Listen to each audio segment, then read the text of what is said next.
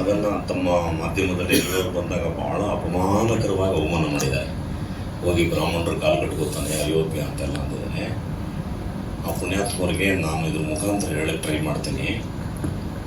ರಾಘವೇಂದ್ರ ಸ್ವಾಮಿಗಳು ಕೂತಂಥ ಜಾಗದಲ್ಲಿ ಈ ಸ್ವಾಮೀಜಿಗಳು ಕೂತ್ಕೊಂತ ರಾಯರು ಯಾವ ವಸ್ತುಗಳನ್ನು ಸುಧೀಂದ್ರ ತೀರ್ಥರ ಕೈಯಿಂದ ತಗೊಂಡು ಅವರು ಪೂಜೆ ಸ್ಟಾರ್ಟ್ ಮಾಡ್ತಾರಲ್ಲ ಅದನ್ನು ಇವರು ಪೂಜೆ ಮಾಡೋದು.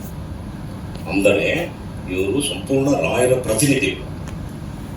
ಅವರನ್ನು ಸುಮ್ಮನೆ ನೋಡಿದ್ರೆ ಸಾಕು ಆ ಪೀಠದಲ್ಲಿರೋರಿಗೆ ಅನೇಕ ಸಂಕಟಗಳಿಂದ ದೂರ ಆಗ್ಬೋದು. ಇನ್ನು ಅವ್ರ ಪಾದನ ಮುಟ್ಟಿ ಸೇವೆ ಮಾಡೋದಿದೆಯಲ್ಲ ಅದು ಸಾಕ್ಷಾತ್ ರಾಯರಿಗೆ ಮಾಡ್ದಂಗೆ ಆ ಸೇವೆ. ರಾಯರು ಏನಾದರೂ ಈ ಕಾಲದಲ್ಲಿತ್ತು ನಾವು ಅವ್ರ ಪಾದವನ್ನು ಮುಟ್ಟಿ ಸೇವೆ ಮಾಡಿದ್ರೆ ಏನು ಫಲ ಬರುತ್ತೋ ಅವ್ರ ಪಾದ ಮುಟ್ಟಿದ್ರೆ ಅಷ್ಟೇ ಸಿಗುತ್ತೆ.